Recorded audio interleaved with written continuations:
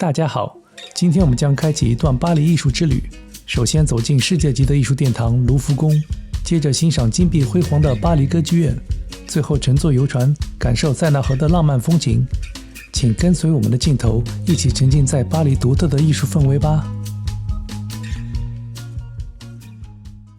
卢浮宫位于塞纳河畔，是世界上最著名、规模最大的艺术博物馆之一，也是法国的文化象征。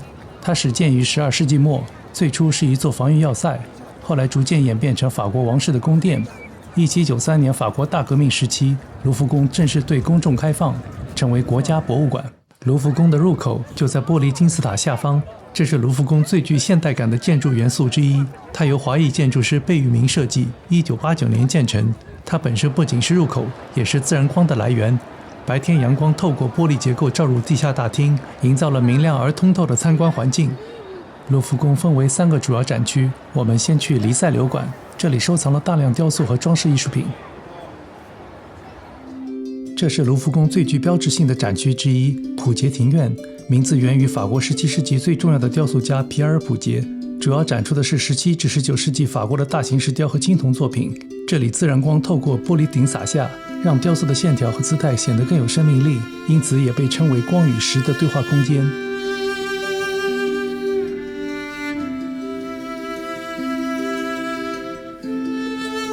很多人往这个方向走，我们也跟过去看看。原来是卢浮宫的3大镇馆之宝之一——萨莫瑟雷斯的胜利女神。这尊雕像创作于约公元前190年，是古希腊时期的杰作。它于1863年在希腊萨摩瑟雷斯岛被考古学家发现。雕像虽然缺少头部和双臂，但依然展现出极强的动感和震撼力，被视为动式雕塑的巅峰之作。这就是3大镇馆之宝之2——米洛的维纳斯。1820年出土于希腊的米洛岛，雕像的双臂遗失，但依旧被视为古典美的象征。这里是地库中的中世纪城墙遗迹，最初作为一座防御要塞。卢浮宫用于抵御来自塞纳河方向的外敌入侵。这个沙盘模型展示了卢浮宫及杜勒利花园的布局，也是巴黎历史中轴线的开端。从卢浮宫出发，历史中轴线穿过杜勒利花园、协和广场、香榭丽舍大街、凯旋门，一直延伸至拉德芳斯新凯旋门。这样的设计和北京有异曲同工之妙。现在我们来到了德农馆，这里收藏了大量欧洲绘画巨作，尤其是意大利文艺复兴时期的作品。走廊两边陈列着世界名画，走在这里仿佛穿越了欧洲艺术史。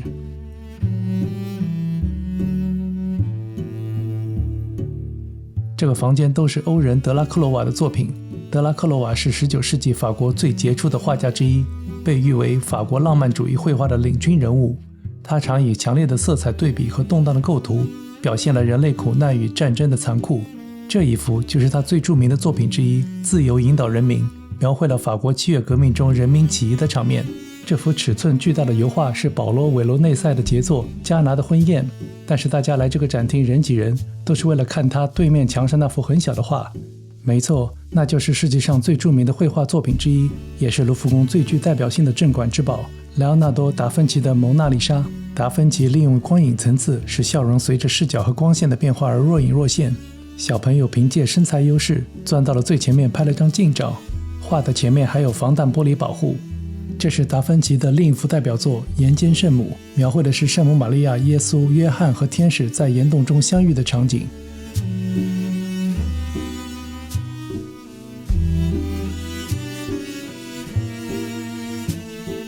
这里是卢浮宫著名的阿波罗长廊，是卢浮宫最辉煌、最具象征意义的厅堂之一。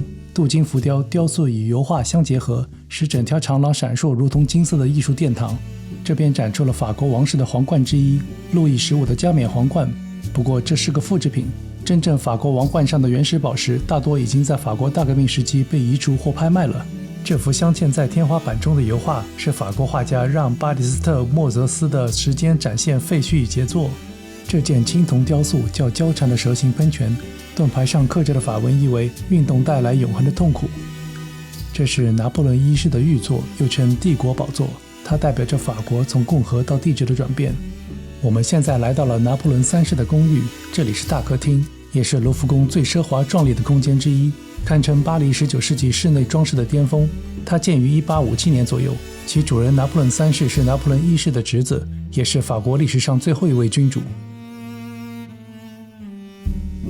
这个房间是餐厅，原本是帝国政府高层在卢浮宫内的正式居所和接待空间，用于举行国宴和外交会晤，真是极尽奢华啊！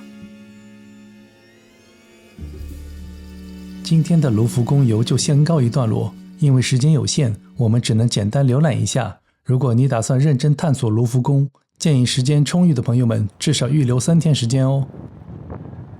好，现在我们去巴黎歌剧院看看。巴黎歌剧院正式名称是巴黎加尼耶歌剧院，由拿破仑三世下令建造，年仅35岁的建筑师夏尔·加尼耶设计，1875年建成。由于巴黎当时正进行着由奥斯曼男爵主导的大改造工程，新歌剧院被视为新巴黎的象征。门口的这尊雕像就是建筑师夏尔·加尼耶。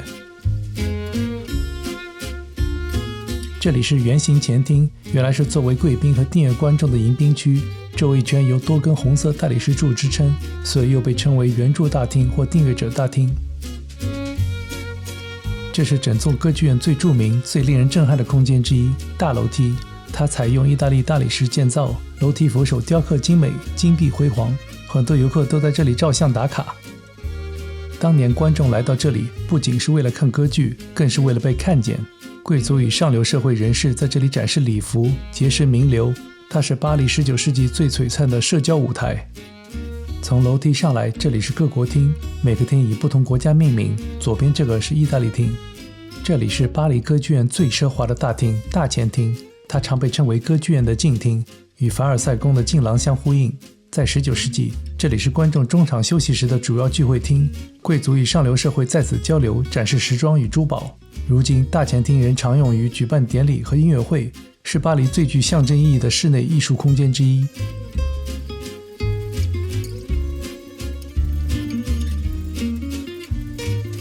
这里就是歌剧院的主剧场大厅，整个剧场呈马蹄形结构，可容纳近2000观众。这个舞台是当时欧洲最大的舞台之一，能容纳上百位演员、合唱团和乐队同时登场。这个庄严而又安静的图书馆是歌剧院的隐藏宝藏，它收藏了自17世纪以来法国歌剧与芭蕾艺术的珍贵档案。好，最后我们去坐个游船，欣赏一下塞纳河两岸的景色吧。